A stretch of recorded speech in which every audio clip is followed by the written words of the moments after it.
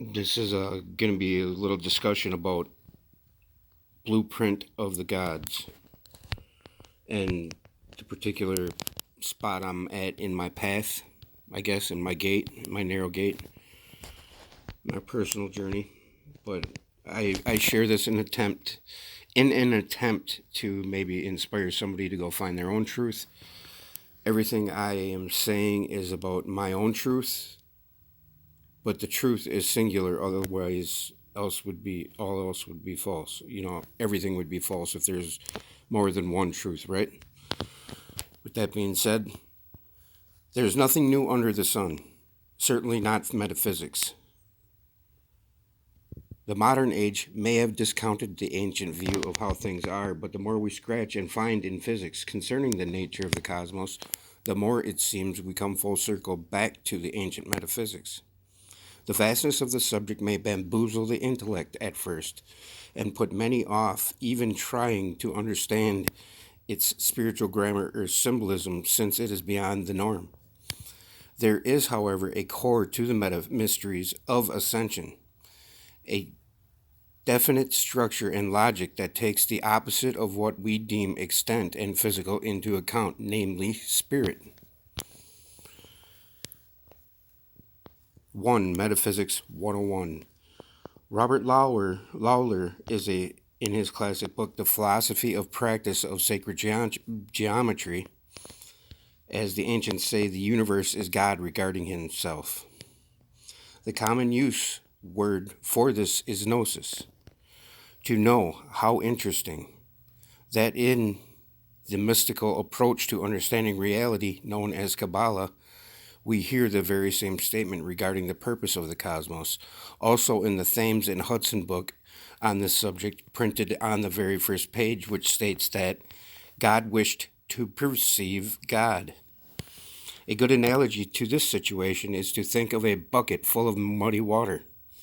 The truth we seek is at the bottom of the bucket, but the murky water is preventing our ability to see it. The only way to see that truth is to remove the water.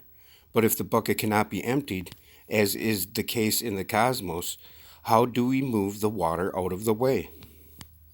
The answer is as simple as turning the water fast enough to create a vortex whose tip moves further down the faster the water is turned, until eventually the tip of the vortex touches base and opens up to reveal what was there all along.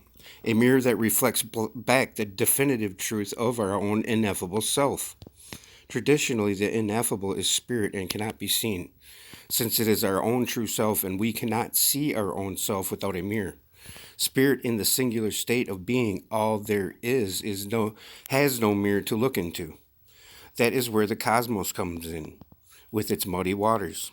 The simple idea of gnosis, then, only concerns the direct opposites of spirit and energy. That is all there is. As such, they have a natural relationship, expressed as the Taoists in the Taoists' yin-yang symbol. You cannot have one without the other.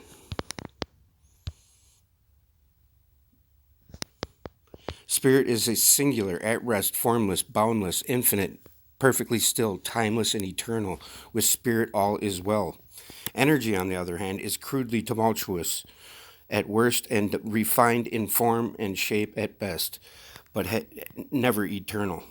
It is timed. We are time itself, you guys. Transient, never at rest, always in motion, always changing. Spirit is the exact opposite. Energy is what we all experience as real life. Our bodies are made from it. We are surrounded by it all the way out into the vastness of the cosmos. Spirit is inward and far more elusive. In contrast, even though it is supposed to be what we really are, we can only come to know and define ourselves indirectly as spirit by experiencing life to find the signs that it does exist after all. There is something greater than physical life. If we are looking for it and it does somehow exist, we will find it. Its subtlety may elude us for a long time, though, since the physical experience is of a far more obvious and immediate nature than the subtle refinement of invisible spirit. We can only know something by experiencing it, and even then, we have to elevate or evaluate things after the event to make sure we understand what happened. Obviously, the deeper experience, the longer it takes for us to assimilate and understand, depending on our previous experience and learning from those who more experienced than us, teachers.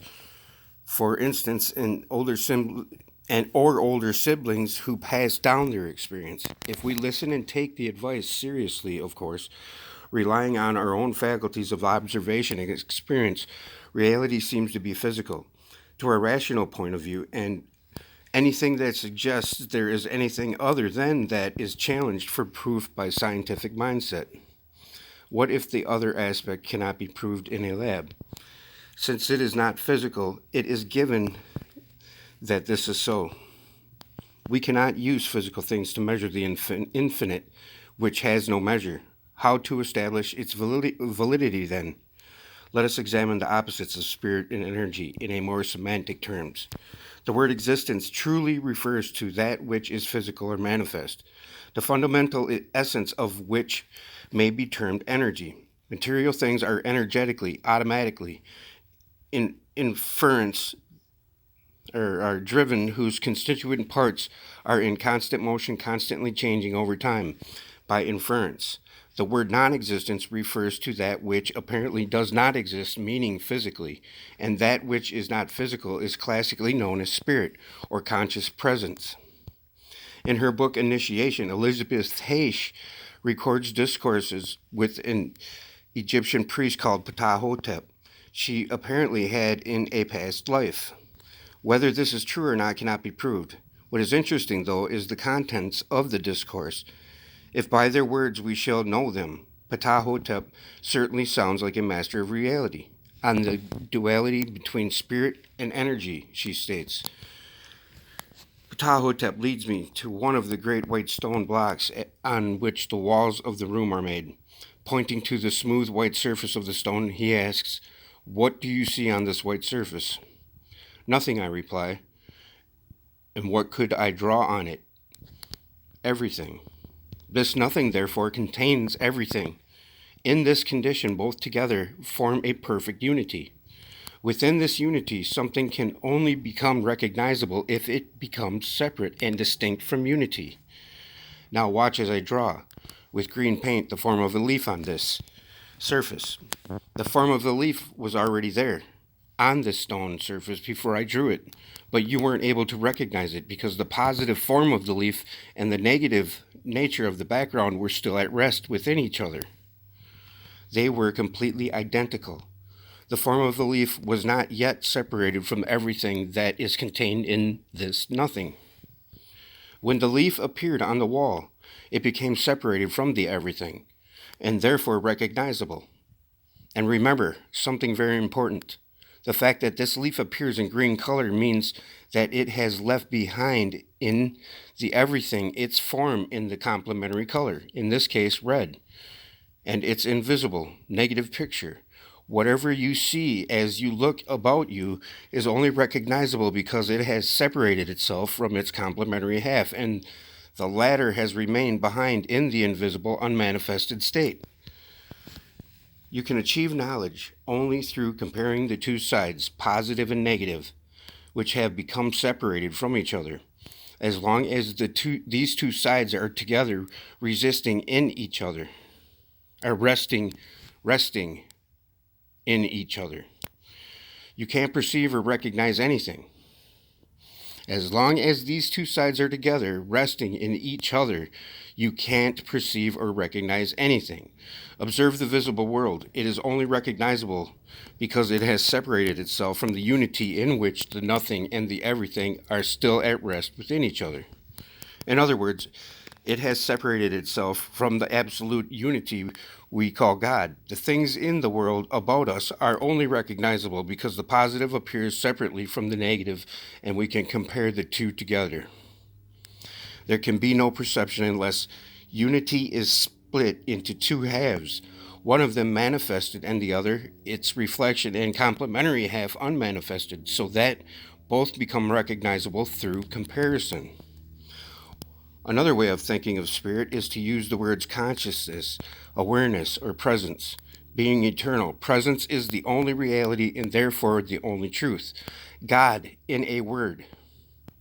Here is how the Apocryphon of John from the Nag Hammadi Library describes a vision of God's singular nature. Now this goes on forever, so I'm just going to read the beginning and then I'll skip to the end. The monad is monarchy with nothing above it. It is he who exists as God and Father of everything, the invisible one, who is above everything, who exists as incorruption, which is in the pure light into which no eyes can look. He is the invisible spirit, of whom it is not right to think of him as a god, or something similar, for he is more than a god, since there is nothing above him. For no one lords it over him, for he does not exist in something inferior to him, since everything exists in him. For it is he who establishes himself. He is eternal, since he does not need anything, for he is total perfection. He did not lack anything that he might be completed with or by. Rather, he is always completely perfect in light. He is illimitable, since there is no one prior to him to set limits to him. He is unsearchable, since there exists no one prior to him to examine him. And it goes on and on and on. Immeasurable light, perfect majestic, on and on and on. For it is he who told it to us alone, for it is he who looks at himself in his light which surrounds him, namely the spring of water of life.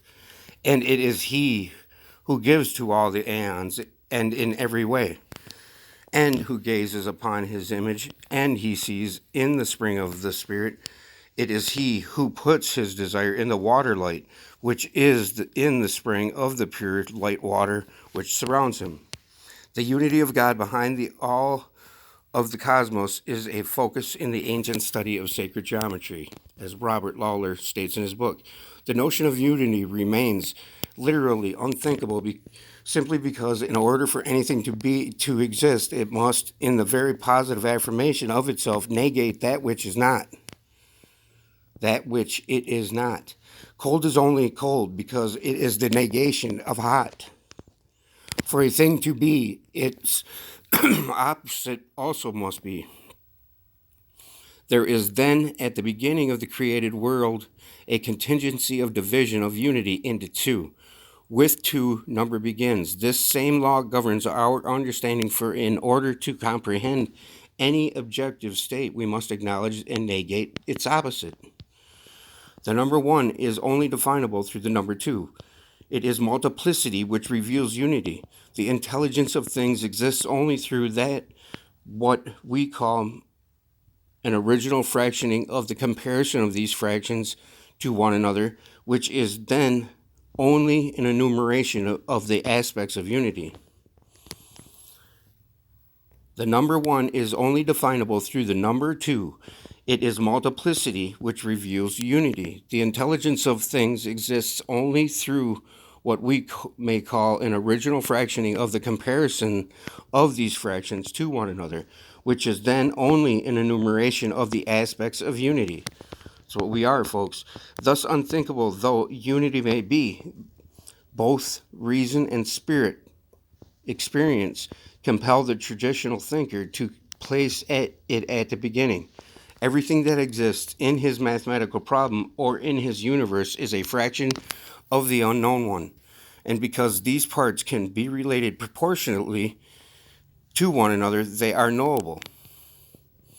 Sri Aurobindo says, at the origin of the things we are faced with an infinite containing a mass of unexplained finites, an indivisible full of endless divisions, an immutable teeming with mutations and differentiations. A cosmic paradox is at the beginning of all things.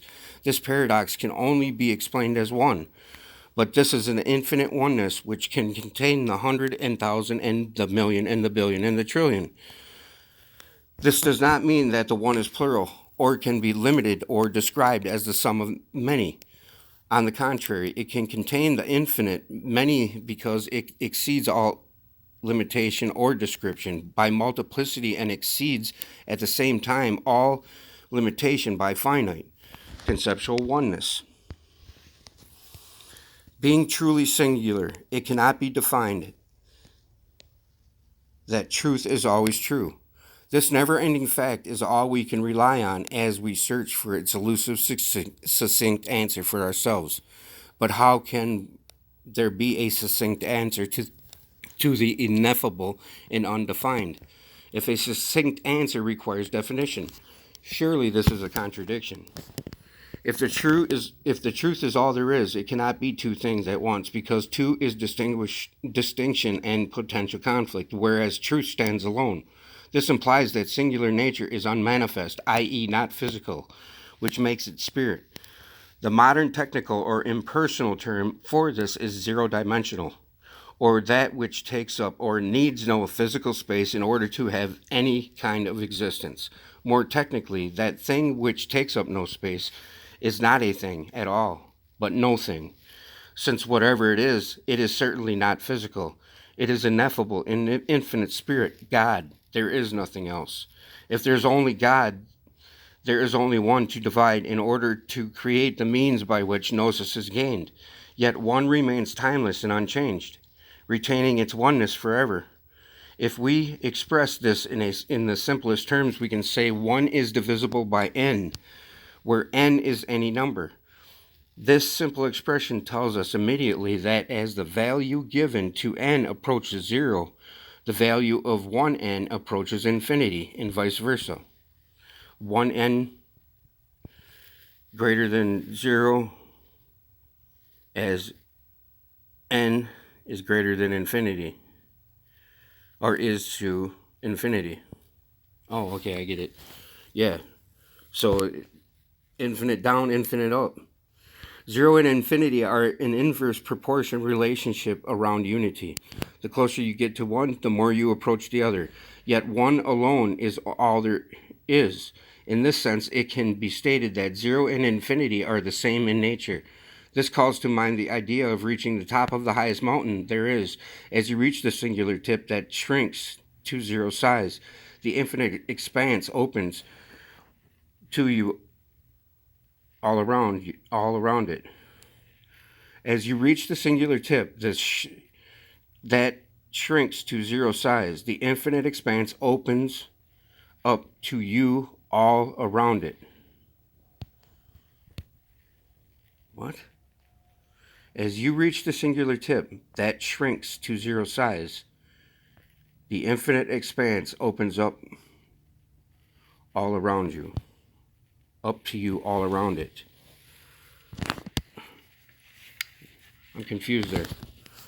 As you reach the singular tip that shrinks to 0 size, the infinite expanse opens up to you all around it. Oh, okay. All around that singular tip, which is you. There is thus both aspects of spirit in direct relationship involved with manifestation. The zero or singularity is us. The kingdom of God within, and the infinite expanse is the abyss, the gate of salvation, our opposite while we experience manifest reality. God is unmanifest and above creation. As such, God is blameless, since life is what we do with it to ourselves. This understanding allows us to answer the question, where is the center of the infinite expanse? Where is the point of or succinctness of truth? This question only makes sense when we take the observer into account. The point, perspective, the position we are the position within the equilibrium of the vector matrix, and we are point source definition. Without an observer, it really doesn't matter anyway. With no one to ask the question, there is no need to ask the question. This puts us at the center of our own perception of an infinite expanse, as a definer of its truth ourselves. The Katha Upanishad tells us, concealed in the heart of all beings is the Atman, the spirit, the self, smaller than the smallest atom, greater than the vast spaces. The man who surrenders his human will leaves sorrows behind and beholds the glory of the Atman by the grace of the Creator. We fell from divinity to gain gnosis and ascend again. The cycle involves what is commonly known as death or expansion into abyss. But death can be experienced without dying, as the saying goes. If you die before you die, when you die, you don't die. This statement is about dying before you physically die and lose the body for good. When this happens as a result of meeting and merging with God in spiritual union, we ascend, expanding into the abyss or underworld, otherwise known as the mental plane. However, it is only the individual who experiences the abyss as an expanse in terms of the physical cosmos. The abyss is zero-dimensional and practically non-existent, a tiny dot, a point from which the cosmos expands, as we find in modern cosmology a bindu, or as a Hindu or Buddhist would say, a singularity corresponding with us. In the Christian tradition, we hear about the shamrock and its three-leaf structure pertaining to the unity of the Trinity. 3 leaves but 1 leaf. As they say in Kabbalah, the great mystical tradition, the 3 great infinites of God are Ein, Ein Sof, and Ein Sof Ar.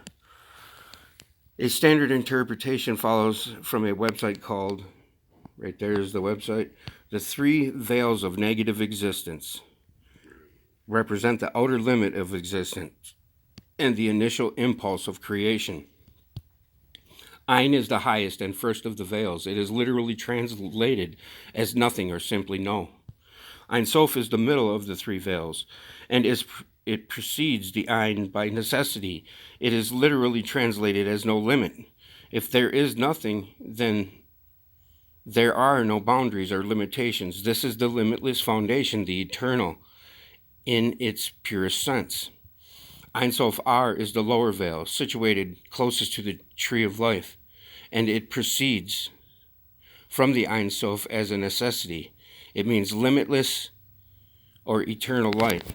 Without any limitations, all things happen by virtue of the fact that there is no reason why they shouldn't.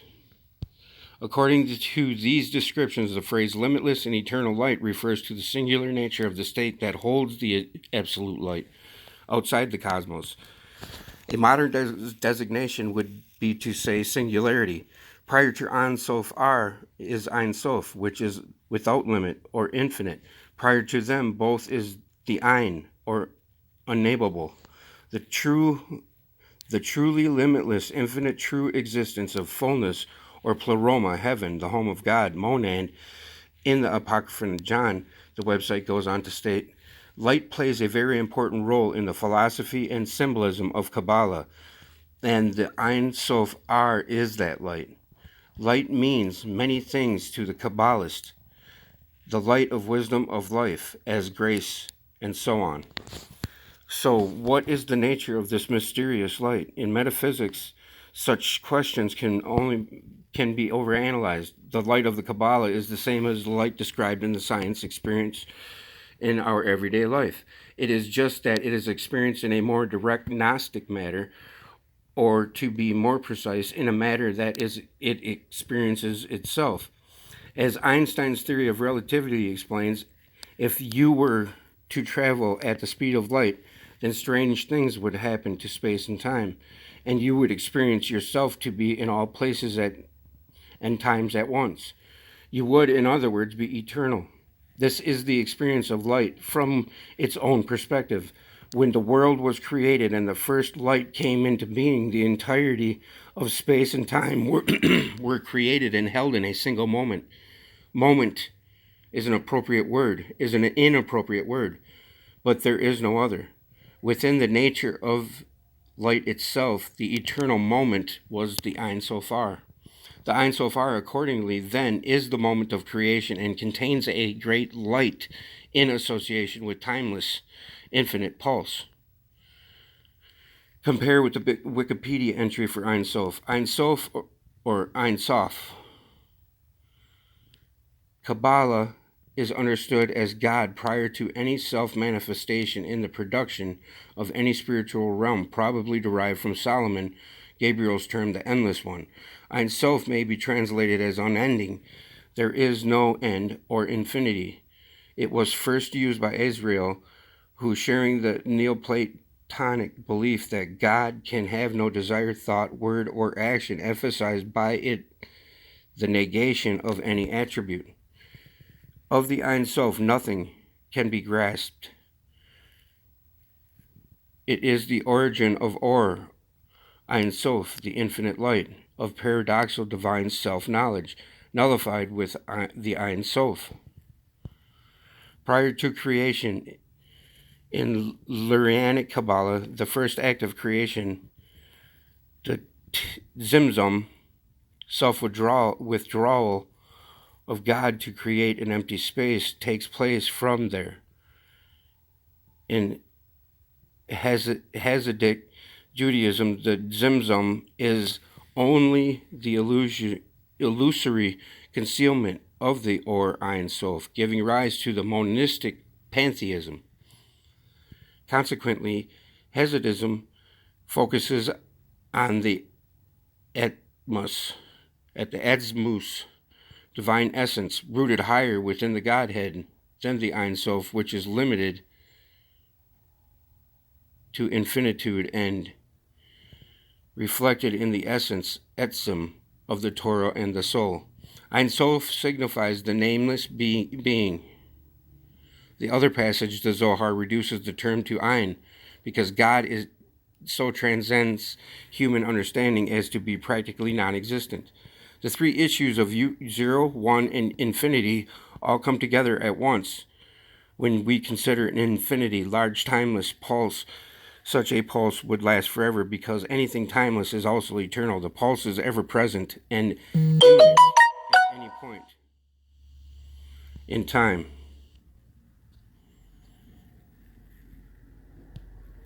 Being infinite, the timeless pulse will naturally contain all there is, as the zero-dimensional abyss, as far as it is concerned.